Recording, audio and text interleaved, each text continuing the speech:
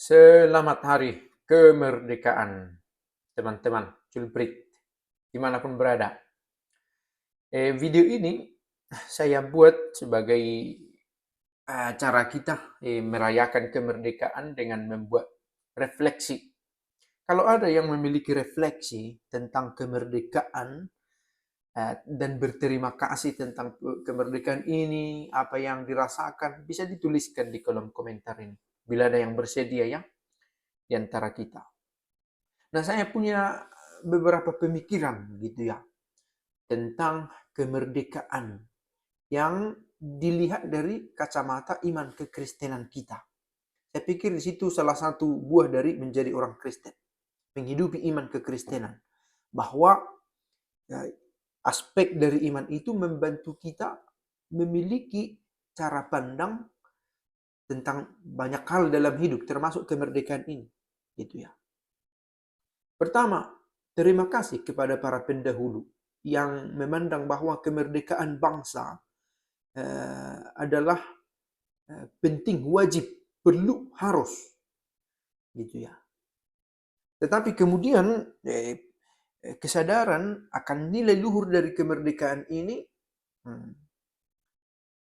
sepertinya tidak selalu bertahan kesadaran itu, sehingga boleh jadi ada nilai yang hilang kan dari kemerdekaan itu. Maka pertanyaan yang sering muncul, bahkan kesannya tidak usah terlalu didalami misalnya begitu ya. Ada satu pertanyaan, apa itu? Benarkah kita sudah merdeka? Nah, ini satu pertanyaan.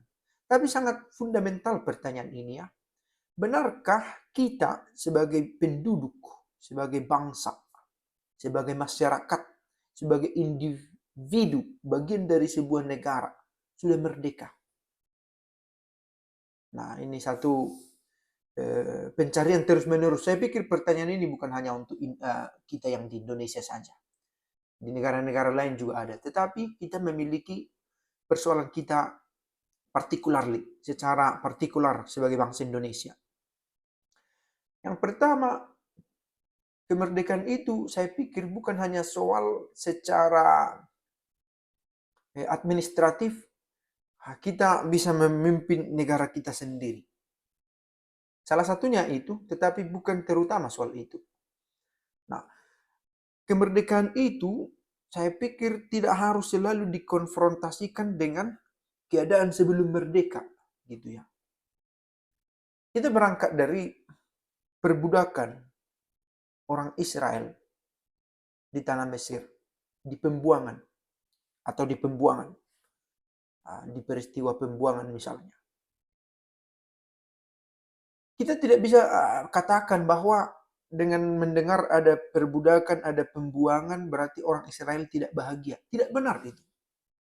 Nah, kalau kita belajar tentang sejarah kitab suci dan juga sejarah bangsa Israel, ketika mereka di pembuangan, mereka bukan hidup selalu dalam sengsara, dalam ketakberdayaan, dirantai, tidak juga. Ada yang menjadi ahli di bidangnya, dia tinggal di sana, bekerja di sana, merawat keluarganya di sana, di pembuangan itu. Demikian juga halnya ketika dikatakan kita belum sampai pada hari kemerdekaan, saya pikir tidak seluruhnya itu tentang penderitaan. Gitu ya. Bahwa kita secara administratif masih dikelola oleh negara lain, saya pikir di sana bisa kita lihat ya kalau kita belum mendapatkan kemerdekaan. Tetapi bukan berarti tidak selalu menderita dan penuh dengan kelaparan. Nah, tergantung siapa memframing cerita yang kita dapatkan. Misalnya ada pernah juga dapat berita bahwa sebenarnya para pekerja pada era penjajahan itu juga mendapatkan upah yang ternyata dikorupsi oleh orang-orang Indonesia sendiri. Yang menjadi pamong, menjadi pengelola yang korup gitu ya. Korup terkait soal uang, soal moralitasnya, sampai hati dia gitu ya. Mengambil upah keringat orang lain. Hmm. Ah, mengapa kita bahas ini? Saya mau mengkonfrontasikan bahwa antara kemerdekaan, memahami kemerdekaan itu bukan membandingkan antara setelah merdeka dengan sebelum merdeka. Karena kalau kita buat perbandingan semacam itu, pemahaman kita tentang kemerdekaan itu terbatas pada kemerdekaan seremonial semata. Gitu ya. Nah, saya mau memakai, seperti tadi saya katakan, merefleksikan kemerdekaan itu dengan sudut pandang kekristenan kita. Kita sudah mendapatkan kemerdekaan secara administratif karena perjuangan, ya. Karena meski perjuangan macam apa, ini bisa didalami lagi. Ada perang, ada. Tapi ada juga yang gugup, ternyata. Nah, bagaimana akhirnya Indonesia memperoleh kemerdekaan ini, seluk-beluk sejarahnya perlu didalami. Tetapi yang terutama, nilai kemerdekaan itu kiranya kita rasakan bersama. Supaya kita sungguh-sungguh merdeka, Kristus telah memerdekakan kita. Karena itu berdirilah teguh dan jangan mau lagi dikenakan kuk perhambaan. Dengan mengimani kekristenan, kita memiliki sudut pandang gitu ya. Bahwa orang merdeka itu tidak hidup dalam perhambaan. Nah, Kristus tidak menyebut yang mengikuti dia itu hamba. Mengapa? Kristus memberi penjelasan. Aku tidak menyebut kamu hamba tetapi sahabat. Sebab hamba tidak tahu apa yang dilakukan oleh tuannya. Lihat, bila dalam satu pemerintahan demikian banyak intrik-intrik yang kita tidak paham oleh masyarakat awam ini, terlalu banyak unsur-unsur yang kita tidak tahu, disembunyikan, tidak transparan, terlalu banyak manipulasi. Sebenarnya kita dalam perhambaan juga, kan gitu ya. Nah, kalau kita lihat elit-elit politik kita, benarkah mereka ini memerdekakan kita? Memerdekakan dalam arti membiarkan kita tahu apa yang terjadi pada negara kita yang adalah milik kita bersama. Kan gitu ya. Nah, kita sedang memakai sudut pandang ini. Apakah saya sudah merdeka atau saya ini masih sebagai hamba? Bila kamu ternyata masih belum tahu, atau karena tidak mencari tahu, atau karena tidak diperbolehkan tahu lebih banyak tentang negara ini, lalu banyak hal yang tidak transparan dalam sistem perundangan, dalam sistem mengeksekusi undang-undang itu, dalam sistem ekonomi, dalam sistem budgeting, bagaimana dilaksanakan pengeluaran pendapatan, kamu itu hamba kalau tidak tahu. Sebab hamba tidak tahu apa yang dilakukan tuannya. Tetapi kalau benar-benar terbuka, sahabat, warga, gitu ya. Warga itu menunjukkan egalitas, igualitas, kesamaan. Aku warga, kamu warga, kita sama-sama warga. Gitu ya. Masyarakat.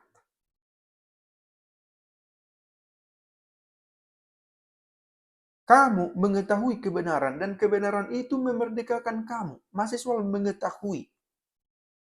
Nah, orang yang merdeka itu sampai pada mengetahui. Menarik, dia mencoba mempertemukan antara pengetahuan dan kemerdekaan. Nah, semakin bisa mengetahui, mengenal, semakin sampai pada kemerdekaan.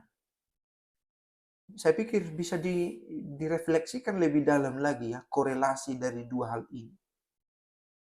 Sebab bila kita sudah mengetahui, kita tidak dikurung oleh keterbatasan kita begitu ya, tidak tahu informasi, tidak tahu sudah bagaimana pencapaian negara ini, sudah kemana uang yang pajak yang kamu bayar, sudah bagaimana dimanfaatkan uang negara oleh pemerintah si anu untuk pembangunan ini, benarkah yang dicairkan di desa itu sama dengan yang diturunkan dari pusat. Contoh, kalau kamu tidak tahu, kamu itu hamba.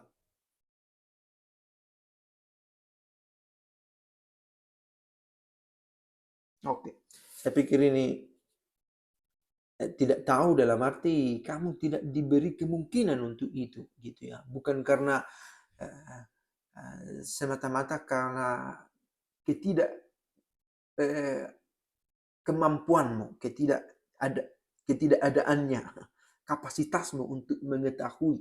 Bukan hanya soal kapasitas dirimu sendiri, tetapi kamu tidak diberi akses untuk mengetahui. Nah, itu sebenarnya tanda-tanda belum merdekaan. Nah, satu hal lain, saya tambah sedikit. Saya mengambil apa pernyataan Bapak Gereja tentang kemerdekaan. Saya muncul dua hal. Yang pertama Agustinus tentang free will dan Tertullian tentang kebebasan beragama. Free will, kamu bebas menghendaki, gitu ya. Bebas, tapi oke, ini harus diinterpretasi lebih dalam lagi. Bebas menghendaki bukan berarti kamu bebas melakukan apa yang kamu inginkan, bukan. Tetapi yang terjadi atau yang diaturkan itu secara bebas bisa kamu kehendaki. Kamu pilih itu. Dan negara memfasilitasi kamu untuk menghendaki apa yang dia putuskan. Gitu. Nah, bagaimana caranya memfasilitasi? Tentu dengan memberikan apa yang manusia mungkin inginkan dalam hidupnya. Gitu ya. Nah, misalnya, negara tidak memberikan pilihan kepadamu yang sesuai dengan keinginan khalayak umum, gitu ya. Nah, bagaimana kamu secara bebas menghendaki itu? Saya pikir ini bukan hal yang begitu kompleks ya. Misalnya soal fasilitas umum.